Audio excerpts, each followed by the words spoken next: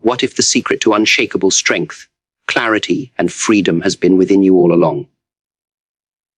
Imagine a life where you adapt like water, control your mind to shape your destiny, cut away the unnecessary to reveal true power, and uncover the deepest knowledge of yourself. Picture the freedom of living fully in the present, fueled by persistence that forges resilience, and expressing your truth without fear or imitation. Now, feel the harmony when mind and body move as one. Unstoppable, unbreakable, free. These are not just ideas, they are keys to mastery. The question is, are you ready to unlock them? Be water, my friend. When you pour water into a cup, it becomes the cup. When you pour it into a bottle, it becomes the bottle. When you pour it into a teapot, it becomes the teapot. Water adapts to the shape it is given, yet it loses nothing of its essence. This is the way the mind must be trained. Too often we make our minds rigid, clinging to patterns, to beliefs, to old ways of thinking. But a rigid mind is like a rock in the stream. It resists the flow, it stands against change, and slowly it is worn down. The water, however, never loses. It flows around the rock, over it, through it, and in time, it reshapes it entirely. To be water is to allow yourself to move with life, not against it. Life is change. Every moment brings something new, whether we welcome it or not. If you resist, you suffer. If you adapt, you grow. A strong mind is not one that resists change, but one that bends with it. Just as water can crash with unstoppable force, it can also flow gently, nourishing everything it touches. Power is not in hardness, it is in flexibility. When you meet challenges, do not strike them with a stiff, unyielding spirit. Instead, absorb, observe, and adjust. Just as water finds a path through even the smallest cracks, you must find your way through difficulty without breaking yourself. This does not mean weakness. It is not surrender. It is intelligence. It is the highest form of strength. Anyone can be rigid. Few can be fluid. To bend without breaking requires inner mastery. When anger rises, be water. Let it come, let it move, let it pass. When fear whispers in your mind, be water. Flow around it, refuse to be trapped. When failure confronts you, do not crash against it. Reshape yourself, learn, and move forward. Each situation calls for a different form, and you must allow yourself to become it. Water does not ask permission to flow. It simply finds its way. In the same way, you must not limit yourself with doubt, with the opinions of others, or with the prison of your own expectations. Water teaches us that emptiness is also power. A cup is useful not because of what it holds, but because of its empty space. In the same way, your mind must have space. If it is full of rigid thoughts, there is no room for growth, no room for creativity, no room for freedom. Empty your mind. Stay open. Allow life to pour into you, and you will discover possibilities you never imagined. Do not cling to form. Do not cling to identity. Do not cling to limitation. Be formless, shapeless, and you will find yourself free. The mind that flows like water cannot be captured, cannot be broken, cannot be stopped. It can go anywhere, become anything, and achieve everything. Be water, my friend. Control the mind, control the life. Everything begins inside. Before any movement of the hand, before any strike of the fist, there is a thought. The thought directs the body, and the body carries out the command. If the mind is scattered, the body is weak. If the mind is calm, the body is precise. This is why true mastery does not start with muscle, but with the discipline of thought. Most people let the mind run wild. One moment it is caught in the past, replaying mistakes. The next it races into the future, worrying about what may come.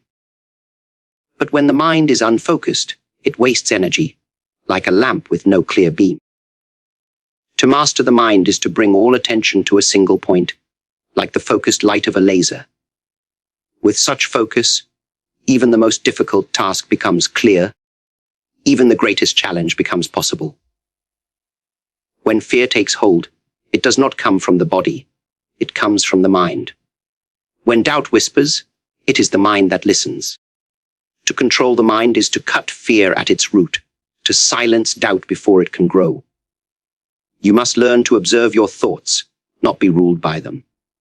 If anger rises, watch it, understand it, and let it go. If weakness speaks, recognize it, but do not obey it. The mind is a tool, not a master. Use it wisely, and it will serve you. Leave it untamed, and it will chain you. Discipline of the mind does not mean shutting it down. It means guiding it. Just as you train the body through repetition and effort, you must train the mind daily. Focus on what matters, release what does not. Direct your energy where it is useful, and do not scatter it on distractions. This practice sharpens your awareness, strengthens your will, and clears your vision. Once the mind is under control, life itself comes under control. Challenges appear smaller because you no longer magnify them with fear. Success becomes natural because you no longer sabotage yourself with doubt. The mind becomes like a calm lake, still, steady, and clear enough to reflect reality as it is.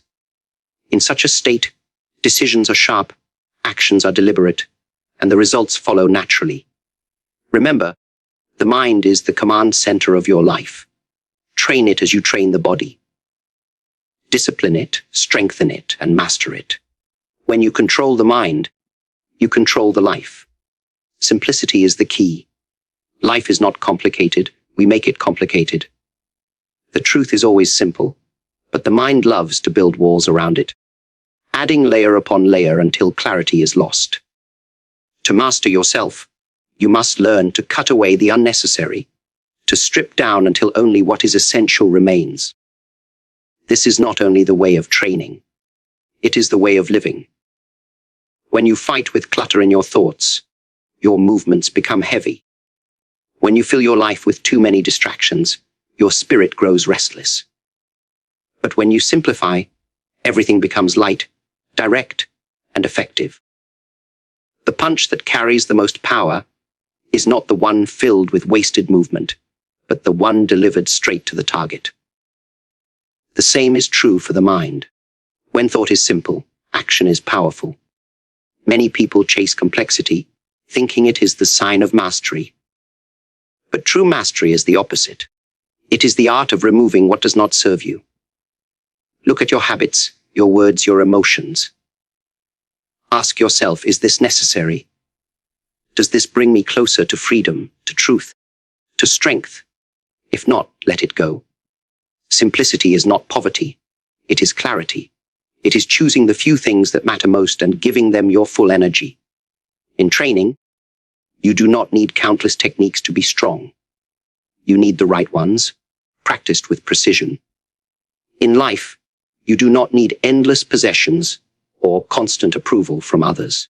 You need purpose, honesty, and the discipline to walk your path without excess. The more you hold on to what is not needed, the heavier your spirit becomes. Let go, and you will discover how light and free you truly are. Simplicity also demands honesty. When you strip away excuses, when you remove masks, you are left face to face with yourself. That truth may be uncomfortable, but it is the only place real growth begins. Complexity hides weakness, simplicity reveals it. And in that revelation, you gain the chance to transform. Do not confuse simplicity with laziness. It does not mean doing less out of weakness. It means doing less, but with greater depth and greater intention. It is the refinement of energy.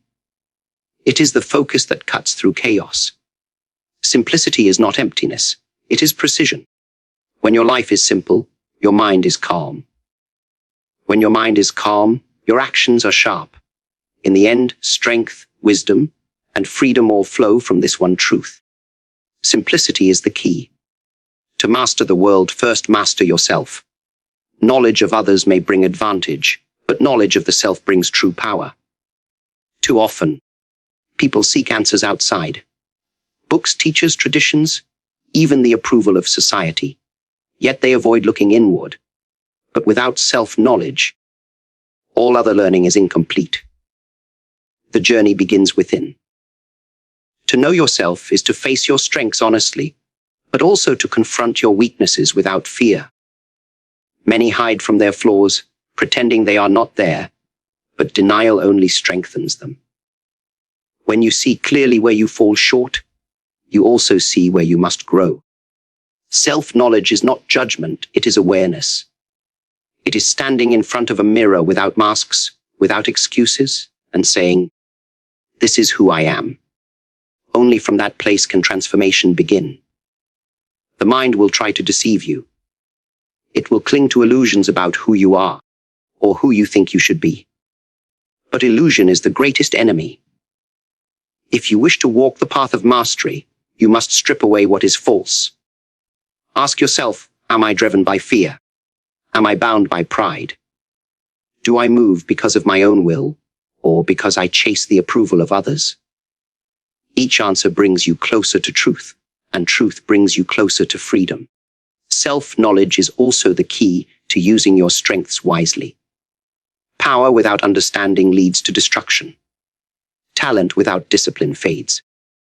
But when you truly know yourself, your gifts, your limits, your passions, you can direct your energy with precision. You no longer waste time on what does not serve your purpose. You move with clarity, guided by an inner compass that cannot be shaken. This path requires courage. It is far easier to study others than to confront yourself. But the one who dares to explore inward discovers a strength that no external enemy can touch. When you know who you are, no insult can shake you, no praise can inflate you, no failure can define you. You become steady, balanced, and unshakable. Do not wait for the world to tell you who you are. Do not let others write your story. Look inward, learn, and claim your truth. In the end, the greatest battlefield is not outside. It is within. And victory there opens the way to victory everywhere else. To master the world, first master yourself. Do not live in the shadows of the past or the illusions of the future. The only moment you truly have is now. Too many waste their strength reliving what is already gone, carrying regrets like chains that drag behind them. Others live in tomorrow, imagining fears, chasing desires, always waiting for the right time. But the right time is never somewhere else. It is here. It is this breath. It is this step. The past cannot be changed. The future cannot be controlled. But the present can be lived fully and deeply. When you place your whole being into this moment, something powerful happens. The mind grows sharp. The body becomes alive, and every action carries weight. A punch thrown in hesitation is weak, but a punch delivered in the present is unstoppable. Life is no different. When you focus all your energy on now, you act with clarity, without doubt, without hesitation. The mind loves to wander. It drifts backward, it runs forward, it resists stillness. But stillness is where strength is found. If you can hold yourself in the present, you will see things as they truly are. You will no longer be blinded by old wounds or distracted by imagined futures. You will respond to life directly, not through the filters of fear or memory. In this state, even the smallest moment becomes rich with meaning. Even the simplest act becomes a form of mastery. This is not easy. The pull of the past and the lure of the future are strong. But each time you bring yourself back, each time you remind yourself, I am here, you sharpen your awareness. You train the mind to stop scattering, and you gather your energy into one place, this place. From here you move freely. From here you live fully. To live in the present is not to forget your past or ignore your future. It is to take the lessons of what has been and the vision of what may come and channel them into the action of this moment. It is to honor life by not wasting it on things that no longer exist or things that do not yet exist. When you are present, fear loses its grip because fear lives in the future. Regret dissolves because regret lives in the past. In the present, there is only clarity, only freedom, only life itself. Do not wait for another moment. Do not search for another chance. This moment is all you need. This moment is all there is. Embrace it, and you embrace life. A strong mind is not built overnight. It is forged day by day, shaped by effort, tested by struggle, and strengthened by persistence. Too many people believe that greatness comes from sudden bursts of inspiration or luck. But the truth is far simpler and far harder. Persistence creates power. The mind, like the body, must be trained through constant practice. Each time you fall and rise again, each time you meet resistance and refuse to give in, you are sharpening the edge of your spirit. Do not mistake persistence for stubbornness. Stubbornness is blind. It refuses to see, refuses to adapt. Persistence is alive. It bends, it adjusts, it learns, but it never stops moving forward. Just as water carves stone, not by force, but by steady flow, so too does persistence carve strength into the mind. A single drop is nothing, but 1,000 drops, falling without end, can shape mountains. When difficulty comes, and it always comes, the undisciplined mind breaks. It hides. It makes excuses. It surrenders. But the mind trained through persistence does not run. It meets challenge head-on, not because it is fearless, but because it has learned to endure. Fear may appear, doubt may whisper, but persistence silences them with action. Step by step, day by day, progress is made. Even failure becomes fuel when persistence is present. Each setback is a lesson, each defeat a teacher. Instead of asking, "Why me?" ask, "What can I learn?" Persistence transforms failure from a wall into a stepping stone. Without it, failure is the end. With it, failure is only the beginning of growth. The path to mastery is long, and there will be times of weariness, times when results seem invisible. But persistence does not demand speed. It demands consistency. It demands that you show up, that you keep moving, even when the road is hard, even when no one is watching, even when your mind begs you to stop. Every time you continue, you prove to yourself that you are stronger than your excuses. Power is not in a single strike, but in the discipline that prepares it. Power is not in one victory, but in the persistence that sustains it. The mind forged through persistence cannot be shaken, because it has endured, again and again, and discovered that nothing can truly stop it. Do not wait for strength to come to you. Create it through persistence. Be patient, be steady, and refuse to quit. In time, you will find that persistence has given you a mind that is unbreakable, a will that is unstoppable, and a power that belongs to you alone. Persistence creates power. Mental mastery is not imprisonment, it is freedom.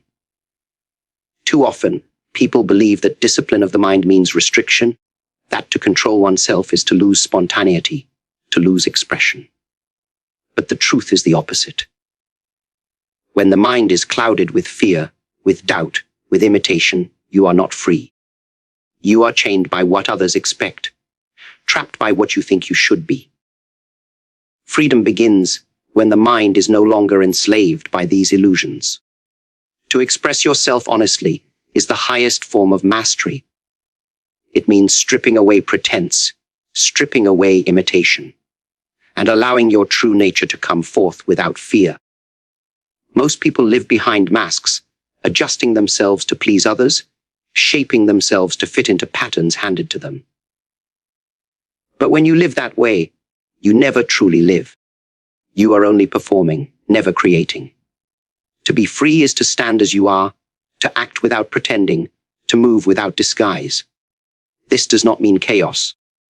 True freedom does not come from doing whatever impulse arises. That is not mastery. That is slavery to desire. Real freedom comes when your mind is disciplined enough to choose with clarity, to act with intention, and to express without fear. It is not the absence of control, but the presence of true control, the kind that allows you to direct your life, not be directed by it. When you are free in your mind, your art, your movement, your words carry power. They are alive because they are yours. They are not copied, not borrowed, not forced. They flow naturally, just as water flows, unbound by shape yet full of strength. This is the beauty of freedom. It is authentic. It cannot be faked, and it cannot be taken from you. Freedom of expression also demands courage. To stand in your truth may mean standing alone. To move in your own way may invite criticism. But when your expression comes from the depth of your being, such criticism cannot touch you. You are not here to live someone else's life. You are here to live your own. When the mind is mastered, expression becomes effortless. You no longer question, no longer hesitate, no longer seek permission. You simply flow because the barriers inside you have fallen. And when you live this way, you inspire others to do the same, to break their chains, to discover their own voices. Mental mastery is not imprisonment, it is freedom. The freedom to live honestly, to move authentically, to express yourself without fear. That is the true victory of the mind. Mental mastery is not separate from physical mastery. The two are one, each reflecting and strengthening the other. The mind guides the body, and the body answers. If the mind is restless, the body is clumsy. If the mind is calm, the body moves with precision. To treat them as separate is to divide your own strength. True mastery comes when they move in harmony, like two sides of the same breath. When you train the body, you are also training the mind. Every repetition, every movement, every moment of discipline teaches the mind patience, endurance, and focus. And when you train the mind, you empower the body. A body without mental clarity is only raw force, easily broken. But a body directed by a steady mind becomes an instrument of power, sharp and effective. Consider this: the strongest muscles are useless if doubt fills the mind. The most brilliant mind is helpless if the body is weak and cannot carry out its vision. It is the unity of both that creates greatness. The body is the vessel, the mind is the navigator, and together they travel the path of mastery. To achieve harmony, you must listen. Listen to the body when it signals its limits, when it speaks of fatigue or imbalance. Do not ignore it, for that is ignorance, not strength. Train it, challenge it, but also care for it. At the same time, discipline the mind to remain steady in difficulty, focused in chaos, and calm in uncertainty. The body and mind mirror each other. When one grows, the other follows. Harmony is also honesty.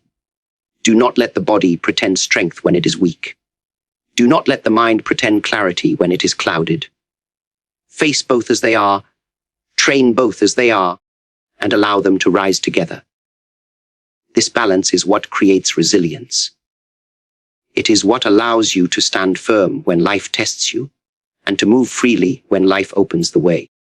When the mind and body are aligned, you move without hesitation, you act without conflict, you live without division. Your energy is whole, your spirit is free, and your presence carries power. This is the state where mastery is no longer forced, it becomes natural. Mental mastery is not apart from physical mastery. Each breath, each step, each thought, and each action must be in harmony.